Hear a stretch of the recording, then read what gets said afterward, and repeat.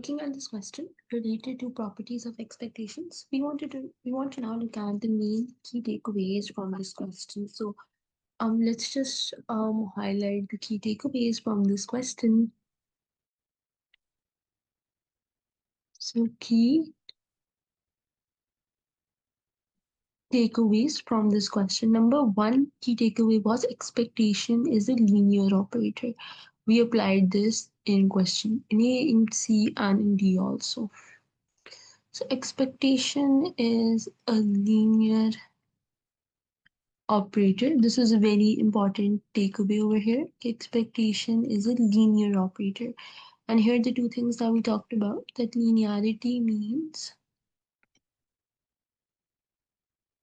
that the expectation operator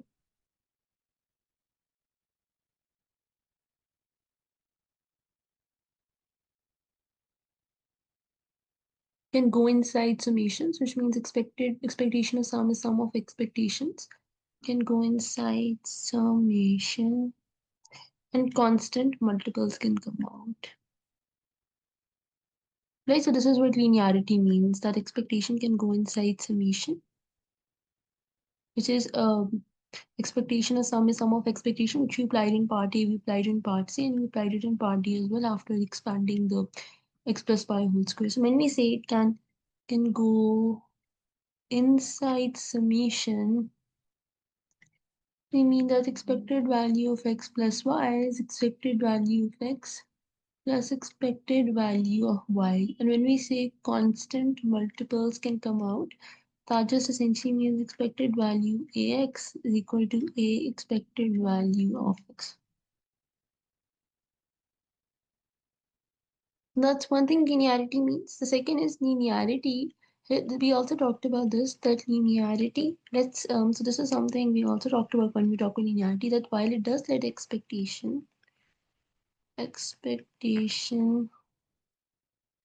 go inside sums and scalar multiples, like we just talked about. It can go inside summations and constant multiples can come outside.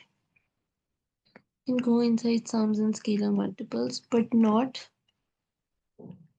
non-linear functions like squares, right? So expectation cannot go inside non-linear functions like squares, right? It cannot go inside non-linear functions like squares, which is why we talked about in part D that expected value of x plus y squared is not the same as expected value of x plus expected value of y whole square. Expectation cannot go inside this non-linear function x square, which is in part D. We expanded this using a plus b whole square, and then we applied the fact that expectation is a linear operator. And also why expected value of x square is not equal to expected value of x whole square, which is why in part C, when we were finding expected value of x square, we use the variance of x and expected value of x. So it's important. Linearity allows us to write expectation as sum of expectation like this and allows constant multiples to come out like this. But expectation cannot go inside any non-linear function like squares, which is why in part D we had to expand this before we could do expectation as sum of expectation. This was the first key takeaway here. And expectation is a linear operator. It's important to understand what does linearity imply and what does it not imply. The second key takeaway was that expectation of product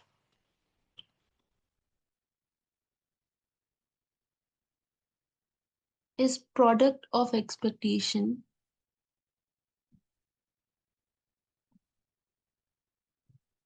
only if independence holds. So here the key takeaway was we can write expectation of product as product of expectation only if independence holds.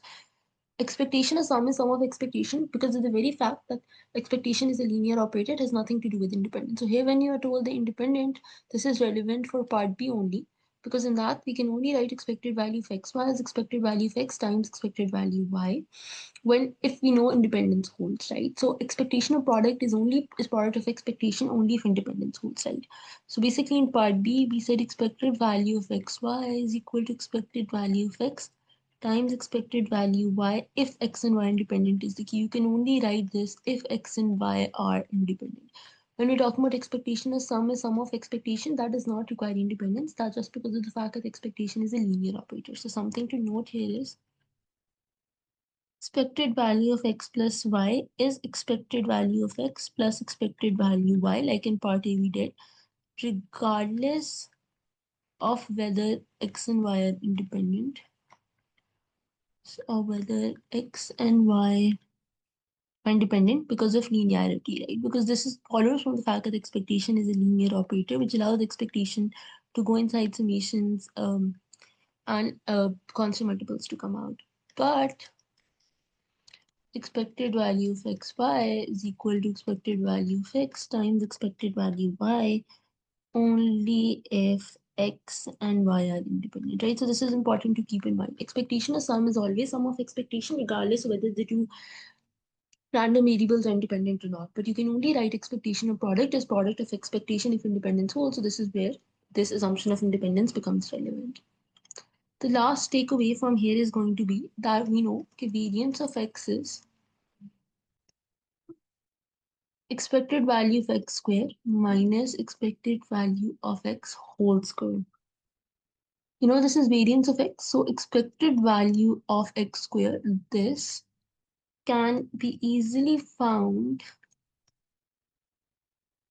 if you know variance of x and expected value of x, because then you can find expected value of x squared as variance of x plus expected value of x whole square, right? So whenever you want to find expected value of x square, we can very easily find it if we know variance and we know expected value of x, which is what we did in part C to find expected value of x square and expected value of y square. Because x was a geometric random variable, y was a binomial random variable, we know what the expected value is, we know what the variance is. So from there, we can easily find expected value of x squared. So these were the three key takeaways for properties of expectations. Firstly, to remember that expectation is a linear operator. What does it mean and what does it not mean? It's important to keep both in mind. Second, how expectation of product is only product of expectation if independence holds. And thirdly, how we can easily find expected value of x squared using variance of x and expected value of x.